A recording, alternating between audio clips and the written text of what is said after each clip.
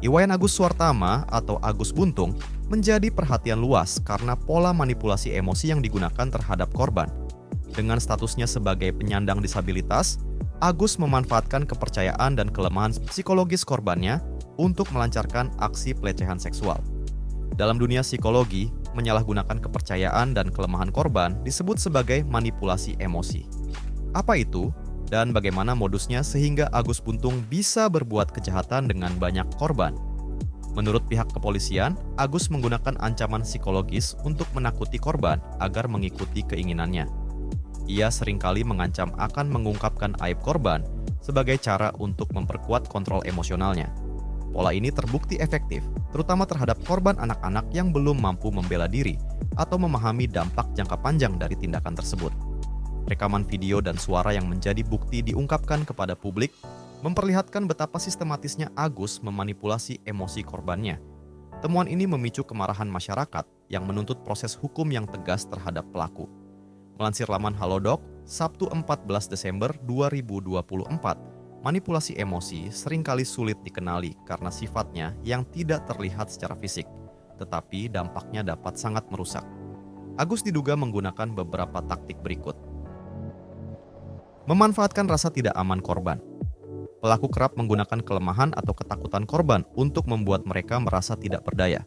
Misalnya, ia mengancam akan mengungkapkan rahasia atau aib korban untuk memaksa mereka tunduk. Dengan mengatakan hal-hal seperti, "Itu hanya perasaanmu" atau "kamu salah paham", pelaku membuat korban meragukan kenyataan yang mereka alami. Teknik ini mengaburkan batas antara kebenaran dan manipulasi, membuat korban merasa tidak yakin pada diri mereka sendiri. Isolasi sosial. Agus diduga berupaya menjauhkan korban dari orang-orang yang dapat memberikan dukungan emosional. Dengan mengontrol lingkungan sosial korban, pelaku memastikan bahwa korban bergantung sepenuhnya pada dirinya. Playing victim. Pelaku kerap membalikkan situasi dengan memainkan peran sebagai korban. Hal ini membuat korban merasa bersalah dan akhirnya meminta maaf, meskipun mereka tidak melakukan kesalahan. Salah satu dari 17 korban tersangka pelecehan seksual, Iwayan Agus Suartama alias Agus Buntung, angkat bicara dan menceritakan apa yang dilakukan Agus kepadanya. Korban menceritakan bahwa dirinya dipaksa untuk membantu Agus dengan cara membuntuti sampai kos. Salah seorang korban, sebut saja MSX, bercerita tentang awal mula Agus membuntutinya sampai kos. "Saya ketemu Agus itu di akhir bulan Februari. Kebetulan saya kos di Udayana dan tidak terlalu jauh sama Taman Udayana. Sekitar pukul 9 pagi itu, saya keluar untuk mencari sarapan," katanya, Jumat 20 Desember 2024. Sembari menunggu ojek online yang sudah dipesan melalui aplikasi, korban duduk di pos polisi yang ada di ruang terbuka hijau. Tiba-tiba Agus datang menghampirinya dan meminta bantuan. Agus meminta bantuan kepada korban untuk menghubungi seorang perempuan. Namun, setelah diberikan meminjam handphone, tanpa disadari Agus membuntuti korban hingga ke kosnya di kawasan Udayana. "Saya menyampaikan tidak pernah melihat dan Agus meminta HP saya dan ingin menelpon ibunya. Saya minta agar dia kalau mau menelpon jangan jauh-jauh karena saya sudah memesan ojol," ungkapnya.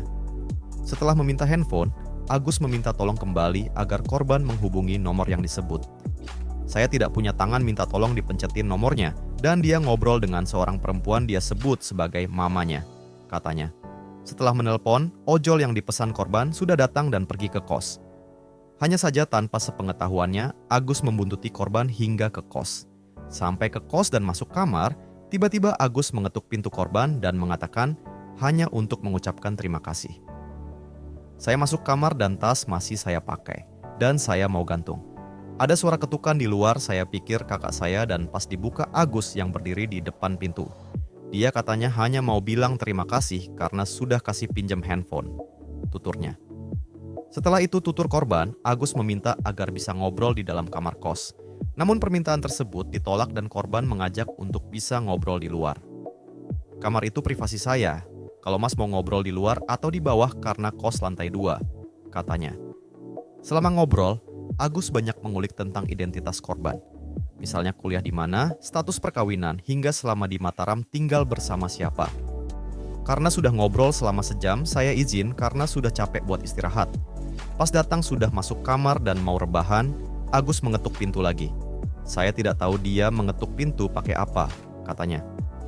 Pada kesempatan itu, Agus meminta korban untuk bisa mengeluarkan. Namun karena sadar apa yang dikatakan Agus, korban menolak dan langsung menutup pintu dan langsung menguncinya. Dia ngomong seperti itu sambil dia memperlihatkan kelaminnya. Ini sudah berdiri. Jangan macam-macam, saya bisa menggelindingi kamu dari atas ini, katanya. Korban mengaku tenaganya cukup kuat saat mendorong pintu. Dia berusaha dan tapi alhamdulillah saya bisa menutup pintu itu, katanya.